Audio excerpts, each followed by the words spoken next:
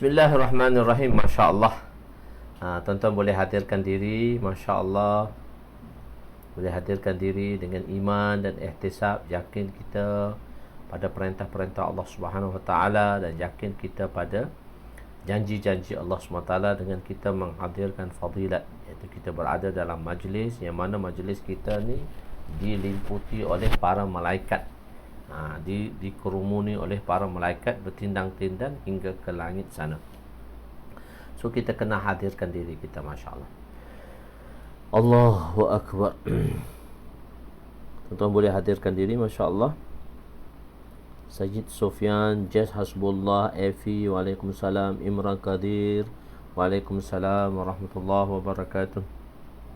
Ruqiyah Hayat, Ahmad Nubli, Syahsam,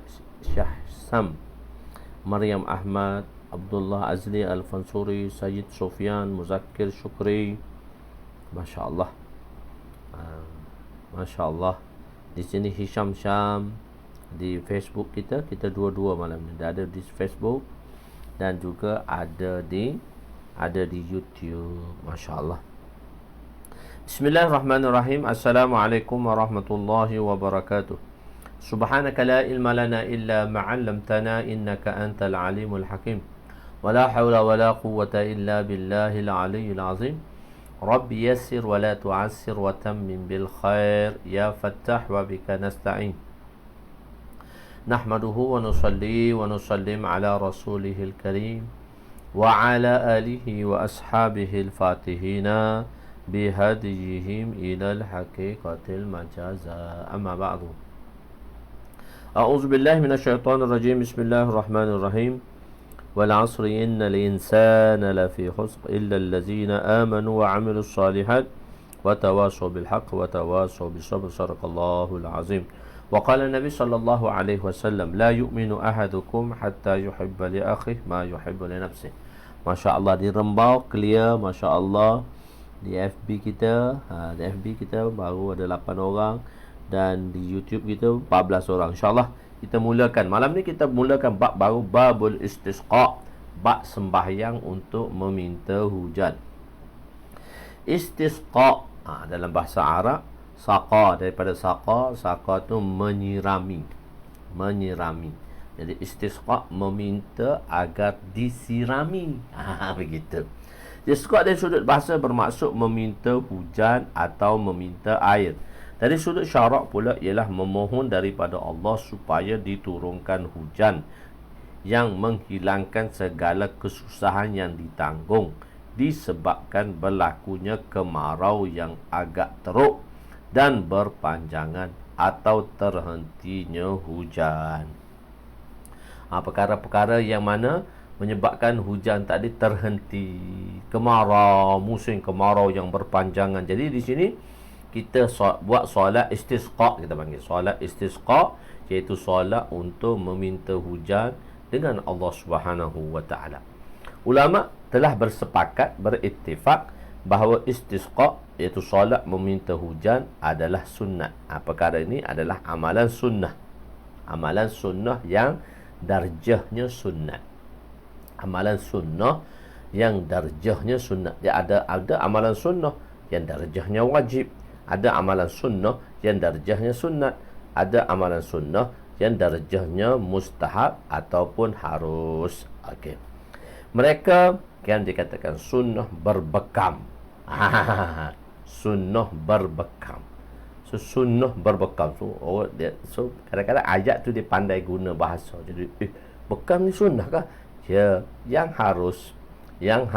Harus. Bekam sunnah yang harus. Dia salah satu amalan sunnah lah, tapi sunnah yang harus. Begitu. Tak semestinya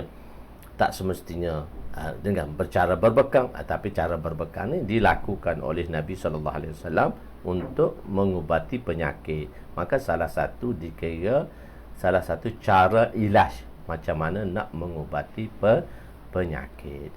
Kadang-kadang kan orang highlight tu, bahasa dia tu pandai highlight. Berbekam adalah sunnah. Sunnah berbekam. Sunnah ni umum. Dalam tu ada fardu, ada sunat, ada harus, ada wajib dan sebagainya. Fardu pun ada dua, fardu kifayah, fardu ain, dan sunat kifayah, sunat ain sudah telah dibahagikan oleh ulama-ulama. Okey. Kita dapat faham dengan Muzakir Izzat Isa. Jadi ulama telah bersepakat bahawa meminta hujan tu adalah sunat lah. Sunat lah. Bila kita berlakunya kemarau, sunat. Amalan ini sunat dilakukan. Amalan sunat dilakukan. Fasdu macam mana Ustaz? Fasdu pun dia satu amalan. Satu amalan sunnah Nabi SAW. Tapi berdarjah haruslah. Darjah dia harus salah satu ilaj untuk kita mengilajkan. Ada orang dia Masya Allah dengan cara berbekam dia sudah memadai. Ada orang dengan cara fasdu dia pun boleh memadai. So amalan-amalan tadi menunjukkan harus. Masya Allah. Dalam cara jangan mengilaj, mencari macam mana cara untuk mengubati dengan benda-benda haram. Tak boleh lah. Benda-benda haram, benda-benda najis dan sebagainya dijadikan ubat. So tak boleh lah.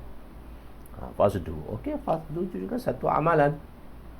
Jadi amalan-amalan yang digunakan dan itu menunjukkan harus. Okey. Mereka berikhtilaf mengenai adakah disunatkan solat untuknya atau tidak. Cuma untuk minta hujan ni ittifaq boleh minta hujan, tapi adakah ada tak solat istisqa atau tak ada solat istisqa? Mengikut Imam Abu Hanifah berpendapat tidak disunatkan untuk solat. Tak disunat pun dia kata bagi pendapat dia, bahkan memadai dengan istisqa, iaitu berdoa tanpa solat. Berdoa, berkumpul satu tempat dan berdoa kepada Allah SWT untuk meminta hujan. Tak perlu mengerjakan solat. Itu bagi pendapat Imam Abu Hanifah. So mereka ada dalil, mereka ada hujah daripada hadis-hadis yang mereka telah menjadikan dalil, dan bagi mazhab mereka iaitu Imam Abu Hanifah telah mengistinbatkan perkara tersebut. Sekalian ulama yang lain di kalangan salaf dan khalaf berpendapat disunatkan. Cuma Imam Abu Hanifah kata tak sunat sembahyang. Hak lain kata sunat solat istisqa. Jamhur menjawab bahawa hadis-hadis yang mensabitkan adanya solat untuk istisqa ini didahulukan kerana padanya ada tambahan pengetahuan yang tiada yang menyanggahinya. Jadi jamhur jawab apa? Ada hadis-hadis yang Nabi tak sembahyang. Jadi jamhur menjawab bahawa hadis-hadis yang mensabitkan, ada hadis yang menyatakan, yang mensabitkan maksudnya yang menyatakan adanya solat untuk istisqa tadi, solat untuk minta hujan ni ada. Itu didahulukan kerana padanya ada tambahan. Sebab apa kena dahulu? Sebab dia adalah satu tambahan pengetahuan, satu perkara penambahan tentang pengetahuan, dan tiada yang menyanggahinya, dan tak ada pula yang menyalahinya, melawannya atau protes padanya. Begitu. Ashabus Syafi'iyah, dalam mazhab Syafi'iyah banyak ulama-ulama. Jadi ashabus Syafi'iyah, jadi ulama-ulama di dalam mazhab Syafi'i mengatakan bahawa istisqa ada 3 jenis. Meminta hujan ni ada 3 jenis. Pertama, dengan doa tanpa solat. Ada juga pendapat mengatakan boleh kita berdoa saja tanpa solat. Kedua, memohon hujan dalam khutbah Jumaat atau selepas solat fardu. Jenis ini lebih afdal berbanding dengan jenis pertama.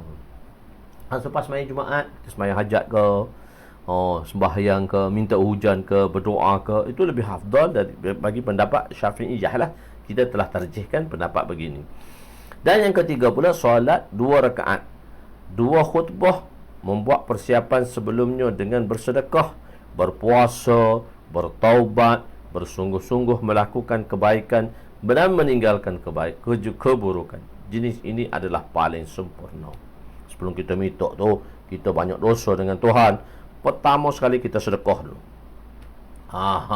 Sebelum kita melakukan solat istisqa, minta hujan ni, istisqa minta hujan, solat istisqa, solat dilakukan.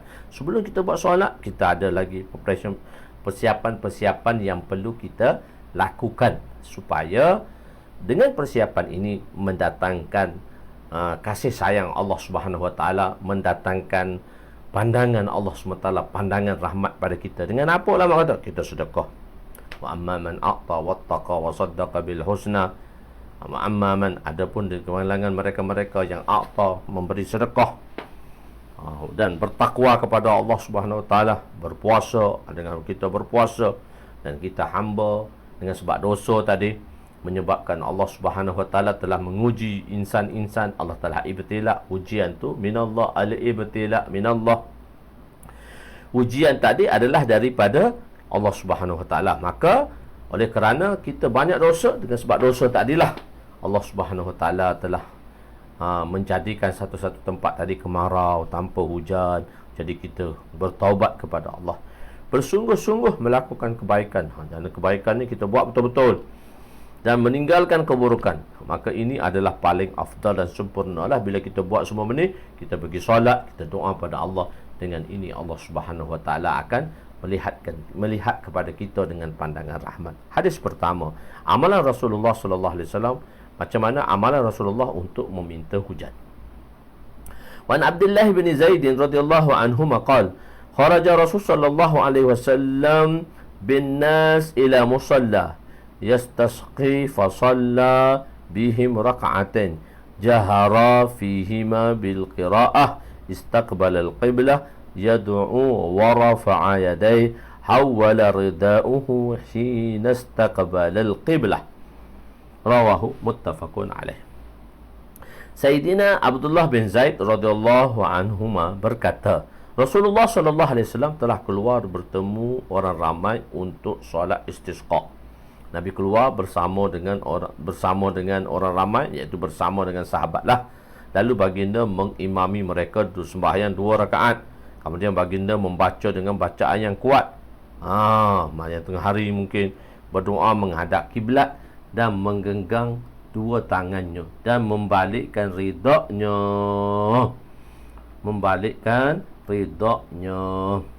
Ketika menghadap ke arah kiblat. Balikkan ridha. Maksudnya balik ridha tu tanda berubahnya keadaan. Keadaan. Penerangan cara Nabi membalikkan ridha. Macam mana Nabi balikkan ridha? Ni salah satu amalan Nabi sallallahu alaihi wasallam selepas Nabi berdoa pada Allah Subhanahu Wa Taala dan mengangkat tangan, dan selepas tu Nabi terbalikkan ridha. So macam mana nak terbalikkan ridha, nanti saya tunjukkan lepas ni. Okey. Jangan merisau, ada cara dia. Cara Nabi membalikkan ridha di bahagian belakang badan. Nabi letak ridha tadi bahagian belakang badan. Sebelah kanan pada bahagian atas dijadikan hadapan, hujung sebelah kiri di bahagian atas. Okey, hujung sebelah kanan bahagian ridha. Hujung sebelah kanan bahagian ridha dijadikan ke hadapan hujung sebelah kiri bahagian atas. Okey, tengok kain ridha kita. Tengok kain ridha kita begini. Tengok kain ridha kita ni. Okey. Sebelah kanan. Ni sebelah kanan. Ni sebelah kiri. Okey. Dia kata hujung sebelah kanan bahagian bawah. Ni atas. Ni saya pegang. So, saya pegang. Ni hujung sebahagian bawah. Macam mana nak jadikan? Tanda lah sikit. Simpulkan dia sikit. So, simpulkan. Okey. Ridha ni besar sangat kan? Ni besar ridha ni. Ridha ni besar. Ni kanan. Ni kiri. Ni kanan. Ni kanan. Terbalik. Kalau saya tengok terbalik lah. Okey. Ridha tadi. Pasal ridha ni besar sangat lah ridha saya ni. Saya suka pakai ridha besar. Okey, tengok Ni kan. Ni apa dia? Ni kanan. Ni yang saya gerak ni.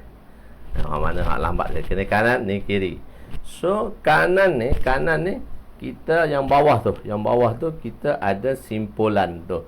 Simpulan kanan yang sebelah bawah. Okey. So kita letak pun belakang. Kanan. Letak belakang. So yang kanan bawah ni yang ada simpulan ni akan dijadikan yang kanan bawah ni, simpulan kanan bawah ni dia akan jadikan sebelah atas. Okey, tukar.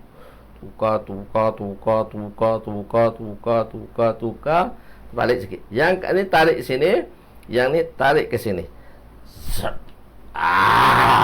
Jadi sebelah kiri di atas. Tadi sebelah kanan di bawah, jadi sebelah kiri di atas. Tarik tubik ke depan. Terbalik.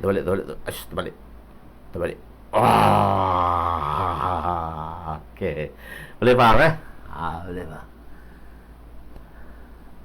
Boleh faham dah tu. Jadi kita kena tanda lah, tidak kita tak tahu betul tak betul. Jadi hak sebelah kanan duk bawah tadi, jadi sebelah kiri di atas. Bila daripada belakang kita tukar ni, kita tarik yang ni, so kita lepas ke depan. Jadi sebelah kiri duk atas. Okey. Boleh? Tuan-tuan boleh faham okey. Lepas gitu. Itu cara dia tu. Dia kena tengok kat luar tu baru cepat sikit. Okey. Tak apa. Jadi cara dia, Nabi membalikkan redha untuk tafaul. Apa maksud tafaul? Mengambil sempena baik. Satu-satu perbuatan tu kita jadikan dia tafaul, sempena kebaikan. Tafaul, perbuatan-perbuatan yang dijadikan sempena untuk ridha. Membalik ridha tadi, apa maksud membalik ridha tadi? Jadikan perbuatan itu sebagai tafaul. Tafaul ni ialah untuk mengambil sempena yang baik. Misalnya, tengok hijrah, tahun hijrah. Jadi Sayyidina Umar telah jadikan tahun hijrah Nabi, mana dia ada satu tahun Samsiyah, tahun Hijriyah. So tahun kita dijadikan tahun Hijriyah. Sayyidina Umar radhiyallahu anhu telah jadikan dalam kalender Islam tahun Hijriyah. Tahun 2 tahun, tahun pertama hijrah, tahun kedua hijrah. Tapi Sayyidina Umar ni telah tetapkan satu tahun, kita panggil dia tahun hijrah. So kenapa kita ambil tahun hijrah tu, hijrah Nabi itu sebagai tahun, dijadikan tahun, sedangkan Nabi berhijrah pada bulan Rabiul Awal, tapi awal tahunnya adalah Muharram, tapi tahun yang mana Nabi hijrah tadi, maka tahun itu dijadikan tahun Islam. Kita panggil tahun Islam lah.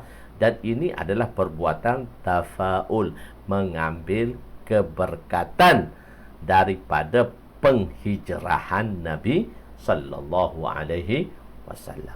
Okey, boleh faham? Itu maksud dia tafaul.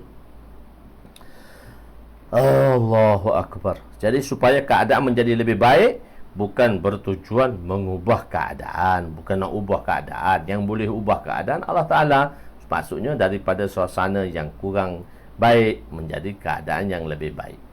Daripada hadis ini diketahui mustahab membalikkan redha mustahab. Harus benda tu mustahab tu sunat lah. Mustahab membalikkan ridha tadi. Memohon turunnya hujan. Ulama Syafi'iyah mengatakan ianya dilakukan sekitar masa 1/3 daripada khutbah yang kedua dengan menghadap kiblat. Jadi khutbah kan dia ada 2 khutbah. Khutbah pertama, lepas tu duduk, dan bila khutbah dia ada 2 khutbah lah, duduk dan khutbah kedua.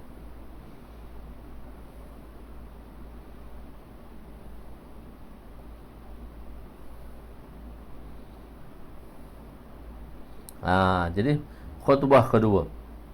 Jadi Imam Malik rahmatullah alaih, jadi Imam Syafi'i kata tengah khutbah kedua tu, khutbah kedua tu kan dia tahu dah banyak mana dah nak dibaca, dalam tengok 2/3 daripada khutbah kedua dengan menghadap ke kiblat. Hadis ini adalah dalil bagi Imam Syafi'i, Imam Malik dan Imam Ahmad dan jamhur ulama bahawa mustahab membalikkan redha. Imam Abu Hanifah tidak berpendapat ianya mustahab, harus sahaja.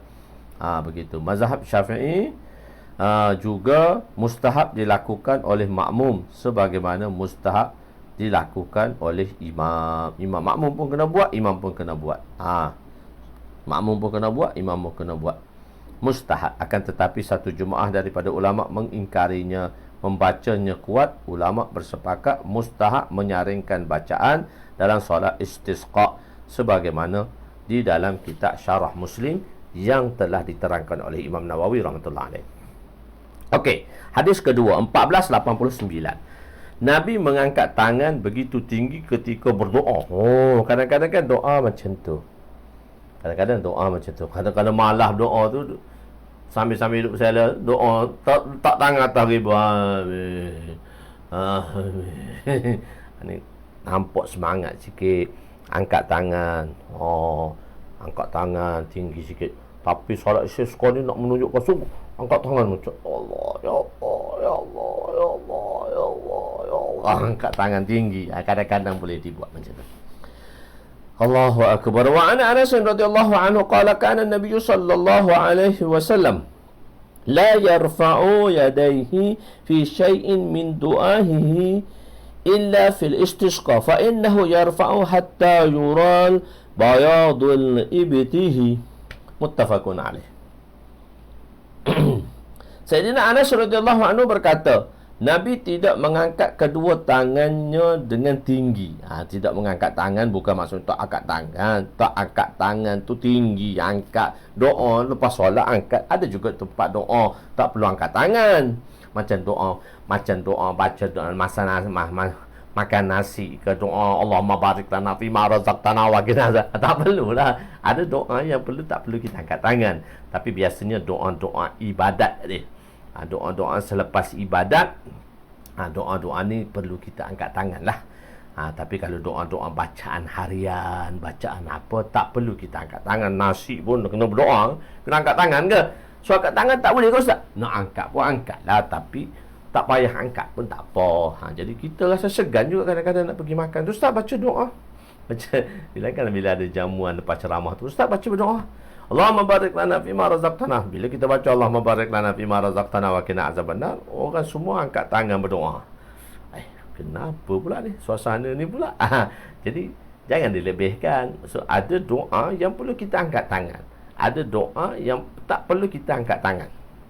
Tapi kebiasaannya, ghalibnya doa angkat tangan ni ialah doa selepas kita melakukan ibadat. Doa-doa yang kita melakukan ibadat, selepas sembahyang, selepas main sunat, selepas berzikir, selepas baca Quran. So kita pun angkatlah tangan. Tapi kalau kita baca dalam hafalan masa berjalan, kita tengah bawa kereta, takkan angkat tangan juga nak berdoa. Tak apa, baca doa macam tu. Tapi kalau doa-doa harian, doa-doa masnun tu, tak perlu angkat tangan. Doa-doa masnun, doa baca pagi, petang ke, apa semua. So doa-doa tu tak perlu. Doa makan lah khususnya. Kenapa pula kena angkat tangan? Jadi sebab doa tu kena angkat tangan. Pelik juga. Begitu. Sebab tu kadang-kadang orang marah tu. Satu golongan tu marah sangat tu. Dia kata kau ni semua kena angkat tangan semua. Tidaklah begitu. Allahu Akbar. Jadi Nabi tidak mengangkat tangan. Bukan maksud tak angkat tangan, tapi tak angkat dengan tinggi ketika berdoa, melainkan ketika solat istisqa. Maksudnya Nabi tak angkat tangan. Sebab tu orang faham, orang ambil faham la yarfa'u yadayhi fi syai' min du'aihi. Orang faham lafzi tu kan. Satu-satu golongan Nabi kata tengok satu-satu golongan Nabi tidak mengangkat tangan. Nabi tak mengangkat tangan sehingga maknanya Nabi tidak mengangkat kedua-dua tangan baginda ketika berdoa, melainkan ketika solat istisqa. Maknanya selepas sembahyang tu Nabi berdoa tak angkat tangan pun. Orang kata begitu. Bukan, tak faham ni kamu. Ni kan suasana tu kita kena faham. Hadis Nabi tu kita bukan tengok pada zahir dia. Kita kena tengok individu. Kita tengok kepada situation dia tadi. Kadang-kadang Nabi cerita simple aja. Bukan maksudnya Nabi tak angkat tangan dalam doa, sembahyang dan sebagainya. Cuma Nabi tak doa angkat tinggi. Sebab tu saya telah tulis tajuk tu, mengangkat tangan begitu tinggi ketika berdoa istisqa. So sebab tu dalam bracket tu, Nabi tidak mengangkat kedua tangannya dengan tinggi. Sesuai dengan tajuk. Ketika berdoa, melainkan solat istisqa. Jadi sebab tu ambil satu golongan, Dia kata, mana ada doa ya? Nabi tak angkat tangan pun berdoa semayang fardu, semayang apa, Nabi tak angkat tangan. Ni hadis dia, hadis muttafaq alaih lagi ni. Walau manusia ni begitulah. Suasana dia, kalau dia faham zahir lah, makna zahir hadis sahaja, faham dengan makna zahir hadis sahaja. Baginda mengangkat tangan sehingga kelihatan keputihan pada pangkal lengan baginda. Pangkal lengan ni kan? Di sinilah. Ketiak lah. Saya tak terjemah ketiak tu. Ibitil tu ketiak. Tapi saya terjemah pangkal tangan. Pangkal tangan, ketiak lah. Nampak putih ketiak Nabi. Tapi nak bahasa ketiak tu kan tak sesuai di situ. So, saya terjemahkannya keputihan pada pangkal lengan. Kadang-kadang sama je pangkal lengan ketiak serupa ya. Pangkal lengan dan ketiak sama saja. Begitu.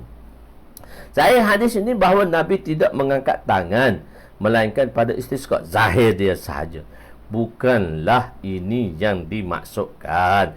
Bahkan telah sabit Nabi mengangkat kedua tangan baginda ketika berdoa pada banyak tempat selain istisqa, yakni lebih kurang 30 tempat sebagaimana yang terdapat dalam riwayat sahihain atau salah satu daripada keduanya.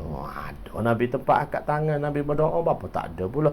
Hadis ni tak angkat tangan, maksudnya tak angkat tangan tinggi. Sebab hadis-hadis sahih yang lain pun kita mensabitkan bahawa Nabi telah mengangkat tangan. Okey. Takwil hadis ini antaranya apa takwil? Kalau kata orang kau ni banyak takwil sungguh. Takwil tu penerangan lah, tafsir lah, bukan takwil yang tak betul. Jadi bila sebut dalam Arab takwil, takwil tu maksudnya penjelasan, penerangan, hujah. Yang benda ada hujah. Nabi tidak mengangkat setinggi itu sehingga kelihatan pangkal lengan baginda, melainkan pada solat istisqa, atau maksudnya bukanlah sehingga kelihatan pangkal lengan, bahkan bermaksud supaya ihtimam sambil mengambil berat mengenainya. Ataupun kita kata tak angkat tangan juga. Jadi dua. Dia mafhum tu. Jadi kan dalam hadis tu dia ada mafhum. Apa kehendak daripada percakapan itu? Apa kehendak dia? Kan ayah kita, kalau kita dia minta air sikit, kita pun bawa sikit je. Kita bawa sikit aja. Kita bawa sikit aja. Dia minta air, kita bawa sikit. Dia kata apa? Kenapa engkau tak bawa sikit lagi? Kenapa engkau tak bawa dalam tudung? Kenapa engkau tak bawa dalam tudung botol? Dia perlukan air agak sederhana banyak. So kita bawa sikit, satu gelas. Dia perlukan satu jug. Situasi dia pada masa tu, dia memerlukan air tu satu jug. Sebab tu kita tengok orang minta air tu, macam mana dia minta air. So kita kena faham. Jadi sebab tu kalau kita berkhidmat, kalau kita seorang khadim, kita kena faham dah syekh kita. Kita dah faham dah syekh kita. Kita dah faham dah syekh kita tu, dia minta sewaktu situasi dia macam mana. Adakah dia minta situasi yang dia perlukan satu baldi, atau semasa dia minta tadi, di situasi dia tadi, situasi dia tadi, dia memerlukan satu jug air, satu baldi banyak, satu jug tu kurang sikit. Adakah situasi tu yang dia minta tu segelas air? Jadi sahabat yang faham tentang hadis ni, sahabat yang melihat keadaan Nabi SAW, telah kita jelaskan dulu kan, sahabat yang tahu apa dia? Body language. Sahabat yang tahu body language Nabi. Macam mana keinginan Nabi SAW, apa tekanan dan saranan Nabi SAW. Sebab sahabat nampak benda tu. Sahabat nampak real. Benda ni telah kita bincangkan dulu. Kita dah bahaskan dulu dalam bab mana tau. Nobeli selalu faham benda ni.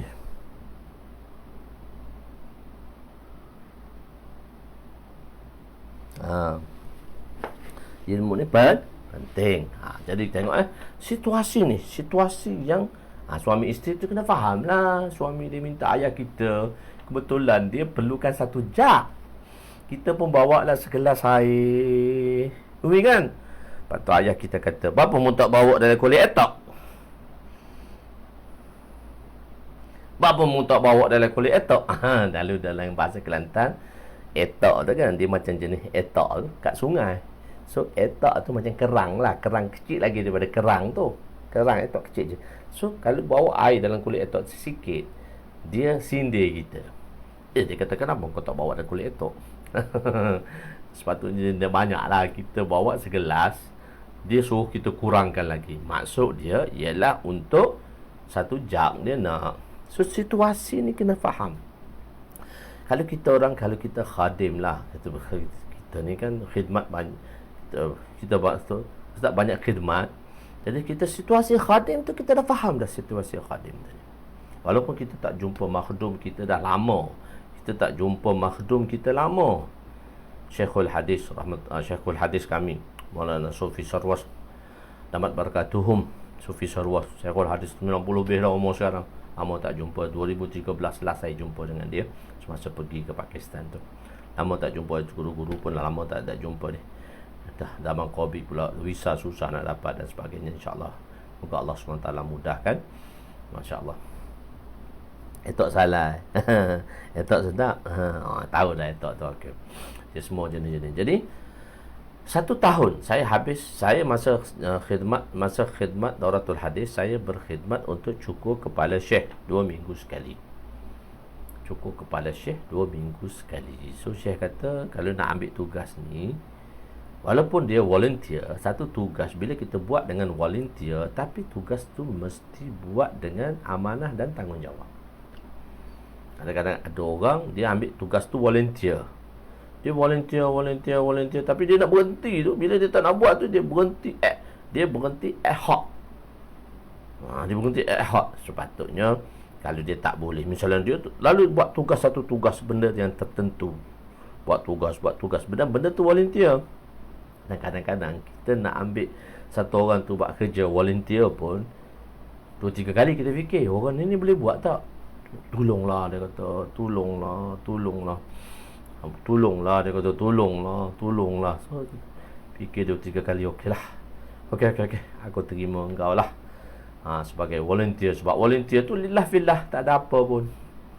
Tapi Syekhul Hadis kata dah, kalau aku pergi cukur kat luar, RM15 aku bagi. Engkau macam mana? Nak RM15 kah? Tak, saya lillah fillah, saya buat kerana Allah. Saya anggap khidmat ni penting bagi saya, dan saya perlu berkhidmat pada tuan guru saya, kepada syekh saya, dan saya tak ada apa. Syekh kata, kau sanggup ke buat ni? 2 minggu sekali. Kecuali kau sakit lah, macam mana? 2 minggu sekali kau sanggup ke buat ni? Kalau tak sanggup, tak boleh buat. Kita kata, orang ni, kalau kita katalah, kalau zaman sekarang, orang ni dah lah aku nak volunteer, dia suruh aku macam tu pula. Jadi kita macam tu sebab kita tak faham benda tu. Orang ni, aku dah lah volunteer, tak ambil apa-apa pun, marah pula dah. Sedangkan kita yang berkhidmat tadi, kita yang berhajat. Bukan orang tu pun tak hajat pun pada kita. Kita yang menawarkan diri. Dia nak terima kita pun lama dah. Jadi kadang-kadang ada orang, dia nak tolong kita, dia nak volunteer. So kita nak terima dia pun, kita tengok juga dulu, orang ni boleh tak ni? Orang ni boleh tak? Macam tuan-tuan kan lama menawarkan diri pada saya. Ada salah satu orang tu, di kalangan tuan-tuan di sinilah, ada satu orang tu, bukan ada, dia menawarkan diri first mula-mula dulu. Lepas sebulan pengajian kita, dia tawarkan dirilah. Dia kata dia mahir dalam bidang ni, Ustaz. Saya tak kata apa, saya pun tak kata ya, saya tak kata tak, saya diam saja. So saya simpanlah orang ni. Dia kata, Ustaz, kalau Ustaz minta tolong saya boleh buat. Macam tu lah, dia kata macam tu. Saya pun note lah, tapi saya tak ambil pertolongan pun lagi. Mungkin nanti lama-lama sekarang saya kena ambil pertolongan lah. Saya boleh ambil pertolongan lah daripada tuan-tuan. Begitu bukan tu. So saya tengok dulu, kadang-kadang orang dia beria-ria sangat. Boleh ke tak boleh ni? Benda yang kena berterusan. Benda yang tak ada apa dapat dan tak ada apa pun, dan benda ni kena berterusan. Sebenarnya dia mengajar kita lah banyaklah perkara-perkara ini. Tapi tuan-tuan dah sudah lama dengan saya boleh dah cakap macam tu. Khidmat, komitmen. Tawajuh di sini maksudnya komitmen lah. Walaupun dia percuma, tapi kita kena buat dengan komitmen. Tapi sebagai murid, kita kena tegur. Ada satu orang dia khidmat dengan kita, so dia buatlah semua pengurusan kita dan sebagainya. So kadang-kadang dia ada kerja lain lah, tapi dia nak bercuti sekejap daripada khidmatnya tadi. Dia cuti ad hoc. Dia cuti hari dia nak cuti tu, dia rakyat dia nak cuti.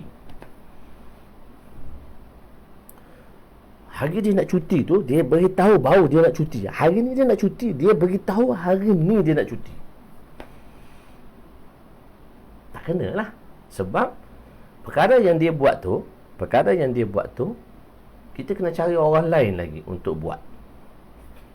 Sedangkan dia dah volunteer. Jadi sekurang-kurang dia ada perancangan tadbir. Dia ada perancangan. Ustaz, saya ni nak exam, dia kata, dalam tak lama lagi sebulan. Jadi untuk akan datang kerja yang saya kena buat untuk ustaz, boleh tak ustaz awalkan sikit? Saya sebab pada tarikh-tarikh ni saya tak boleh buat. Jadi kalau saya nak tinggal terus, kesian kat ustaz. Sebab dia dah ambil komitmen tu. Jadi kalau orang yang faham macam tu, dia bukan berhenti on the dot, dia berhenti.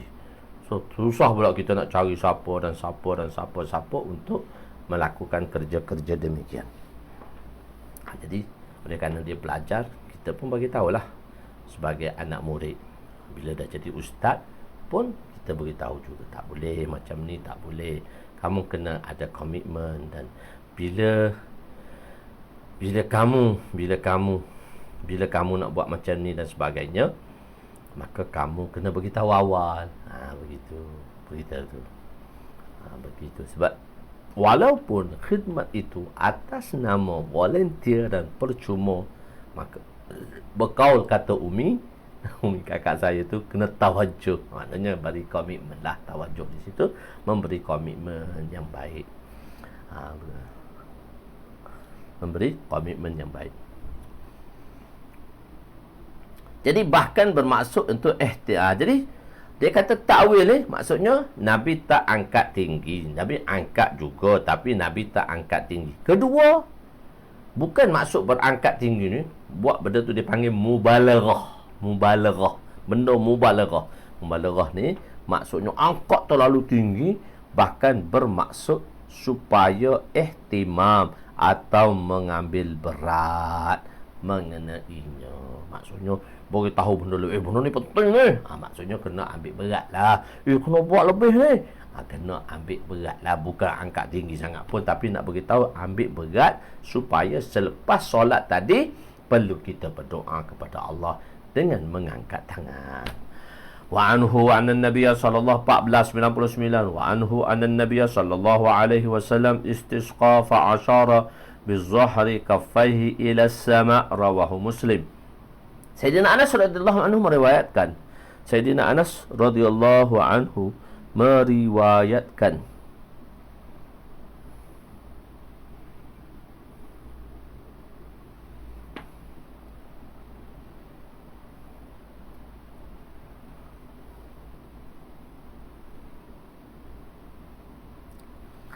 Sayyidina Anas radhiyallahu anhu meriwayatkan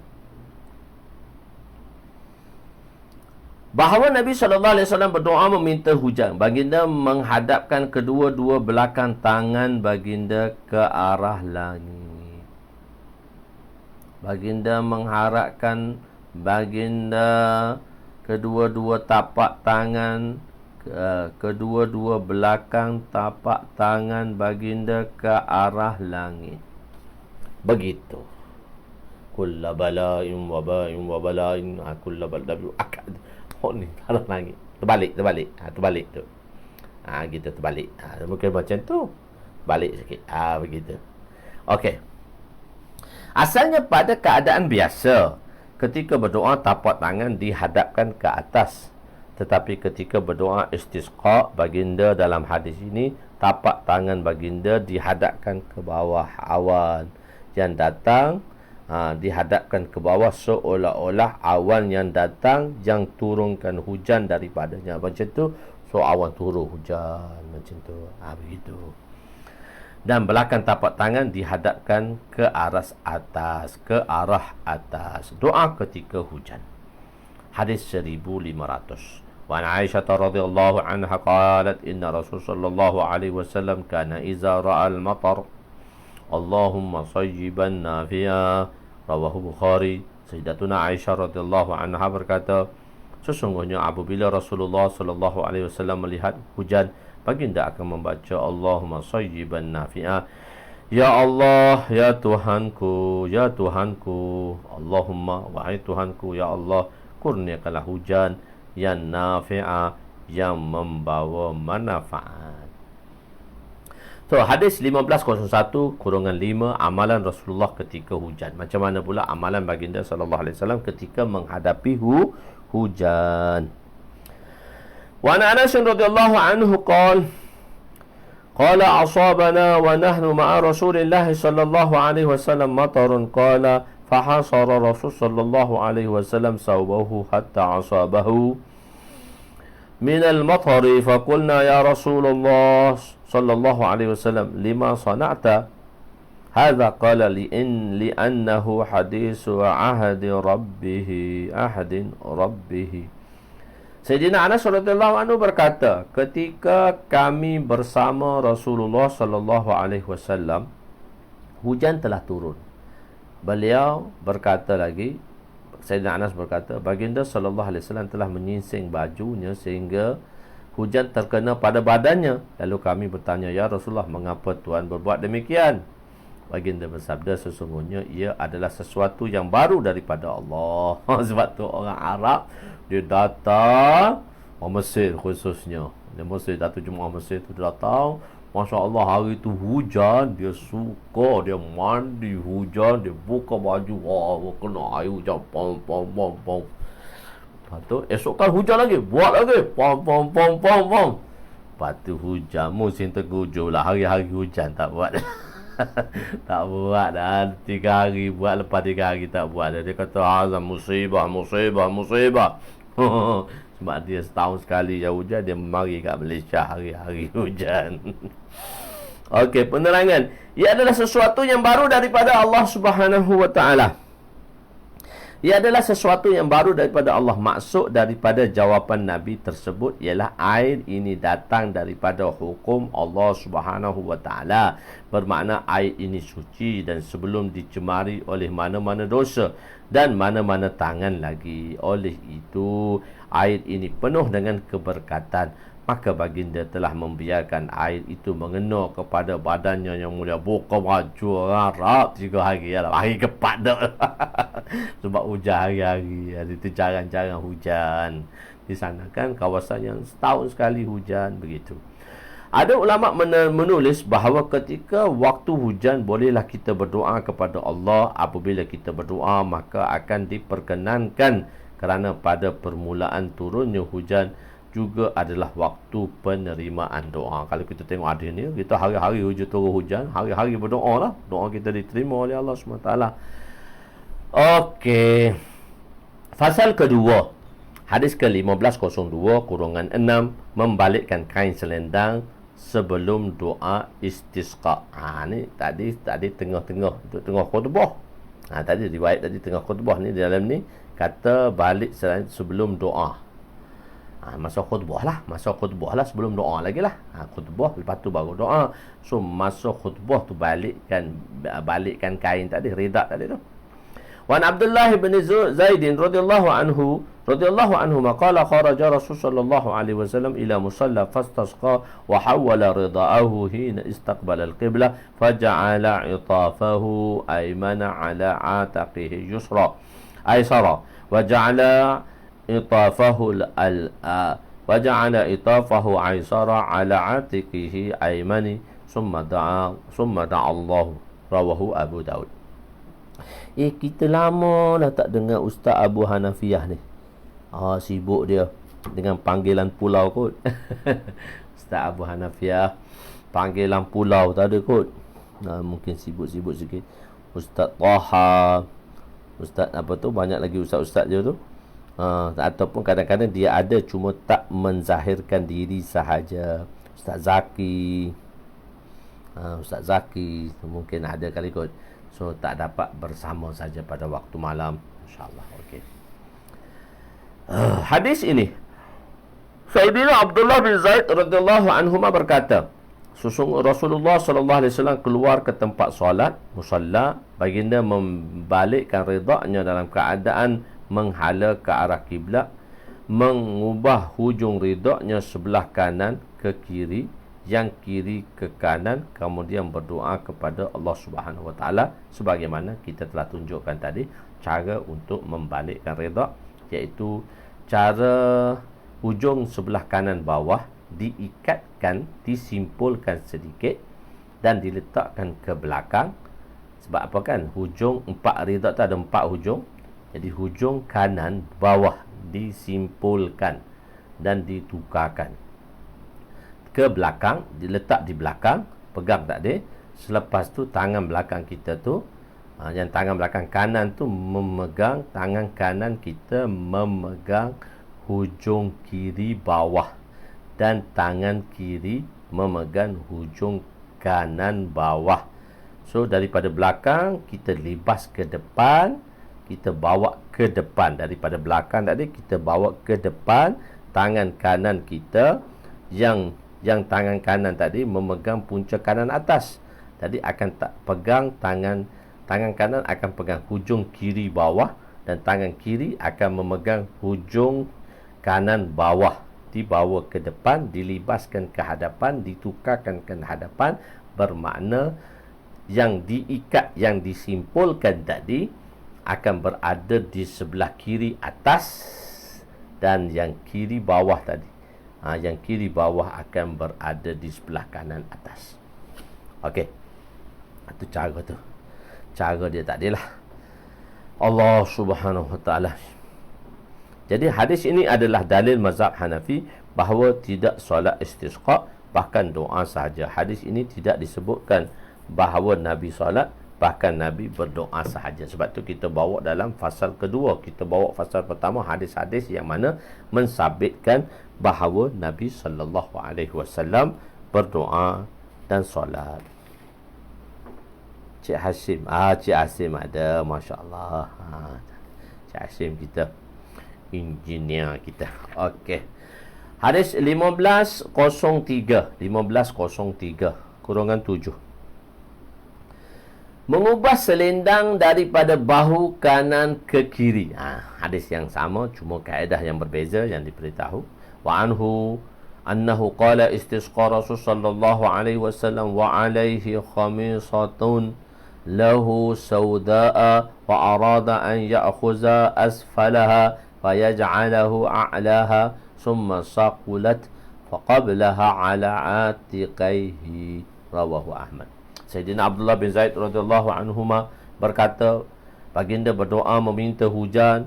Pada baginda terdapat kain berwarna hitam. Baginda ingin mengubah bahagian bawah kain ke atas. Apabila ianya susah, baginda mengubah ke arah tepi. Maksudnya ialah apabila susah untuk menukarkan kain selendang itu dari bawah ke atas, maka menukarnya daripada kanan ke kiri sudah memadai. Pegang tu kan susah. Pegang tu kita angkat sikit tadi tu. Pegang bawah. Gitu. Kalau susah kak, kanan, kiri senang gitu je lah. Nabi meminta hujan. 1504. Nabi meminta hujan. وعن أمير مولى أبي لحم رضي الله عنه أنه رأى النبي صلى الله عليه وسلم يستسقي عند أحجار الزيت قريبا من الروضاء زوراء قائما يدعو يسقي رافعا يديه قبل وجهه la yujawiru bihima ra'sahu. Rawahu Abu Daud wa rawahu Tirmizi wa Nasa'i nahwahu. Sayyidina Umar radhiyallahu anhu adalah hamba kepada Abu Laham, meriwayatkan bahawa beliau melihat Nabi meminta hujan di Ahjarul Zaid, berdekatan dengan Zarwa. Baginda berdoa dalam keadaan berdiri, mengangkat kedua tangannya bertentangan mukanya, tidak melepasi ketinggian kepala. Setakat tu saja. Tadi kan riwayat tu Allah. Ni kita je tak melepasi. Biasa kita doa gitu ni, Nabi angkat situ, kadang-kadang sampai atas. Ni dalam riwayat ni tak sampai atas kepala lah. Ahjarul Zaid ialah nama satu tempat di Madinah. Sebab penamanya ialah di sini terdapat sebiji batu hitam yang bersinar. Sebab penamaannya, kenapa dia nama Ahjarul Zaid? Batu yang Zaid bersinar macam minyak. Bersinar di mana jika dilihat ialah seolah-olah disapu dengan minyak zaitun. Zaid tu maksudnya minyak zaitun. Batu tu bersinar macam disapu minyak. Zawra pula ialah nama sebuah pasar yang terletak di Madinah. Oleh itu, dalam hadis ini ketika berdoa, kita mengangkat tangan dalam keadaan telapak tangan yang mulia menghadap ke wajah baginda. Tapak tangan Nabi tu menghadap ke wajah Nabi sallallahu alaihi wasallam. Ini bertentangan dengan sebuah hadis yang lain yang menyatakan ketika berdoa Nabi membelakangkan tangan Nabi menghadap wajah, maka berlakunya ta'arud, bercanggah. Saya selalu sebut berceranggah. Umi akan jawab bukan berceranggah, bercanggahan, bertentangan dan percanggahan riwayat di sini. Kedua-dua riwayat sebenarnya tidak menafikan antara satu sama lain. Ada kata Nabi doa gitu, ada kata Nabi doa gitu. Kullu bala'in wa bala'in. Nabi doa macam tu. Begitu. Dapat difahami di sini bahawa pada suatu ketika, pada waktu berdoa ketika itu, baginda berdoa dengan menghadapkan tapak tangan baginda ke arah muka. Dalam doa itu juga ketikanya Nabi membalikkan tangannya, iaitu belakang tangan menghadap ke arah wajah baginda, sebagaimana yang diketahui daripada riwayat Sayyidina Anas radhiyallahu anhu. Dalam riwayat ini menjelaskan bahawa Nabi berdoa dengan mengangkat tangan dalam keadaan tapak tangan menghadap ke muka, dan juga menjelaskan bahawa Nabi mengangkat tangan tidak melebihi paras muka. Ia juga tidak bersalahan dengan riwayat Anas yang menyatakan baginda angkat tangan melebihi paras muka, kerana ketika meminta hujan adakala baginda mengangkat tangan melebihi kepala, dan waktu yang lain pula tidak melebihi muka, sebagaimana riwayat Sayyidina Umar. Ini kedua-dua riwayat sabit daripada perbuatan Nabi. Ada satu ketika Nabi doa macam tu, satu ketika Nabi doa sebab yang ramai yang lihat. Dan keadaan macam musim haji, nanti kita kena belajar Dorah ni, musim haji ni pula ni. Itu benda-benda yang banyak. Jadi keadaan-keadaannya macam tu. Jadi sebab itulah ada macam tu, ada situasi macam tu, ada situasi keadaan yang sedemikian. InsyaAllah 513 23. So lebih banyak lagi ni. Pasal kita ni 2 kali lagi. Tengok 2 kali ke. Kalau kita gia 7 sekali je. Kalau muda kata gia 7 Ustaz tu sekali je. Kalau gia 3 2 kali lagi lah. Saya ingat malam esok insyaAllah kita ada pertemuan lagi sebelum kita daurah untuk jilid ke-6. Sebelum kita daurah pada jilid ke-6, kita ada pertemuan lagi insyaAllah. Jilid ke-6 kita sama Nubli jilid ke-6 ada tak di tangan hantar sekarang? Kita berada di muka surat berapa jilid ke-6? Nanti bagi tahu Ustaz malam esok. Sebab Ustaz nak mutalaah sikit, nak tengok sedikit sebanyak lah. Sebelum mengajar tu kena tengok juga. Begitu. Khair. Jadi kita berhenti sinilah dia. Daripada 513 kita mula 508 sikit saja malam ni. Sebab banyak benda bagi penerangan yang lain-lain. Masya Allah. Kulai hadir, masya-Allah.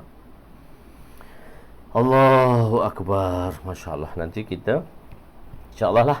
Jadi kita akan pada hari Jumaat ni, sebelum hari Jumaat, so kita daurah kita 6 jam, iaitu hari Jumaat malam, hari Sabtu pagi, dan hari Sabtu malam, dan Ahad malam. Ahad malam lah. Kita akan mulakan 4 waktu tadi, insya-Allah. Jadi tuan-tuan jangan lupa daurah kita ke-20, daurah kita kali ke-20, dan episod kita sudah sampai 168 episod, insya-Allah. Lagilah kita ada dalam setahun setengah ke setahun lebih lagi lah. Bulan puasa ni baru kita sampai setahun kan. So kita target dalam 2 tahun setengah ke, dalam 2 tahun setengah atau 2 tahun atau 3 tahun lah, tengok keadaan lah, insya-Allah kita akan habiskan kitab kita, masya-Allah. Wallahu a'lam. Nanti tuan-tuan yang mulia, masya-Allah. Jadi tuan-tuan boleh line kita line dah telah diberi. Tuan-tuan boleh daftarkan untuk pertemuan kita di daurah yang ke-20. Pertemuan kita di daurah yang ke-20, tuan-tuan boleh bertemulah, insya-Allah. Tuan-tuan boleh addkan di situ, tuan-tuan boleh isi. Masya-Allah kita akan bertemu di sanalah, insya-Allah. Jangan lupa, insya-Allah kita akan bertemu di sana, insya-Allah. Wallahu a'lam. Jadi pada malam esok kita ada satu kali lagi pertemuan kita pada malam esok, insya-Allah. Wallahu a'lam. Aku qouli hadza, astaghfirullahal azim li wa li walidayya wa li jami'il muslimina wal muslimat wal mu'minina wal mu'minat al ahya'i minhum amwat bi rahmatika ya arhamar rahimin. يا أول الأولين ويا آخر الآخرين ويا ذا القوة المتين ويا راحم المساكين ويا أرحم الراحمين. اللهم اغفر لنا ذنوبنا ووسع لنا خلقنا وطيب لنا كسبنا وقنعنا بما رزقتنا ولا تذهب طلبنا إلى شيء صرفته عنا. Ya Allah, ya Tuhan kami, ampunilah dosa-dosa kami, dosa kedua ibu bapa kami, mertua kami, abang kami, kakak kami, adik kami, jiran tetangga kami, sahabat anda kami, warga-warga kami, datuk nenek kami, asatizah kami, anak isteri kami, dan seluruh umat muslimah sekalian. Ya Allah, pandanglah kami dengan pandang rahmat-Mu, pandanglah kami dengan kasih sayang-Mu, ya Allah. Ya Allah, pilihlah kami untuk ilmu nubuwah, pilihlah kami untuk kerja nubuwah. Wassallallahu ala sayyidina Muhammadin wa ala alihi wa sahbihi ajma'in. Alhamdulillah rabbil alamin. Malam ni angkat tangan panjang sikit. Okay, kita amal hadis Nabi sallallahu alaihi wasallam, tapi tidak istisqa lah, lepas belajar midrajul fawatih. Wallahu a'lam. Masya-Allah.